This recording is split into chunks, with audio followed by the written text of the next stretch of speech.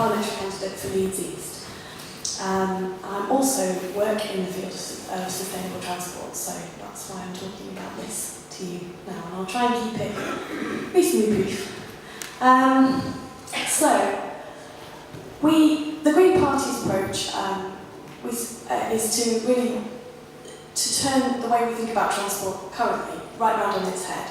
And instead of prioritising the car and building more roads and then complaining that we've got more traffic and more congestion, we need to start from the other end. We need to have much more. We need to invest much more in walking and cycling infrastructure, and prioritise walking, cycling, and public transport over and above private car use. So the Green Party manifesto makes a commitment to increasing spending on walking and cycling, which is currently at £2 a head across the country every year, to £30 per head across the country every year. And that will be paid for by stopping the damaging and pointless major road building schemes. Will be more than paid for by stopping that. To put that into context, in London the current spend per head is a lot higher than it is nationally. It's about £15 a head spent on walking and cycling infrastructure.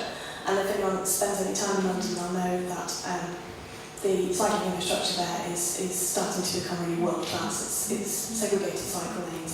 Cycling is now incredibly popular in London, and so you can just see what can be done. So if we're committing to spending double that across the whole country, just imagine what cycling infrastructure could start to look like.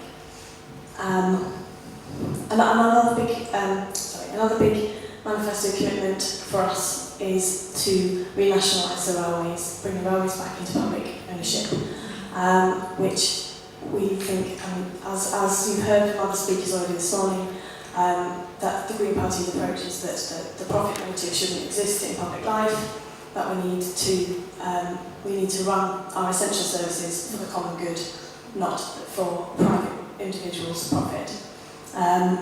The East Coast Main Line, which obviously comes to Leeds, has been run publicly for the last few years, and has proved that it can be run very well in the public sector.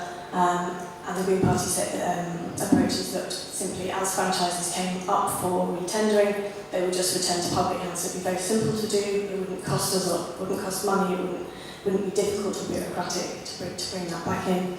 And the other element on rail travel that we have, that the party is committed to, is an immediate 10% fare cut across the whole country. So, more locally, the Green Party, Greens have been campaigning for a long time against the trolley bus scheme. Although, of course, we are very much in favour of public transport, we don't believe that the trolley bus scheme is the right answer for this part of Leeds going down into the south. The promoters of the scheme have themselves admitted that the trolley bus won't reduce the number of cars on the roads, that it won't cut congestion, that it won't reduce CO2. So what on earth is the point of spending all that money on that system? What's more, the proposals as they currently stand will force cyclists who already have to share the bus lanes with buses and taxis to also share with an enormous silent trolley bus, and making that corridor even more dangerous for cyclists than it already is. So we have been for some time, and we continue to campaign for better solutions to Leeds' public transport problems. And I'm going to stop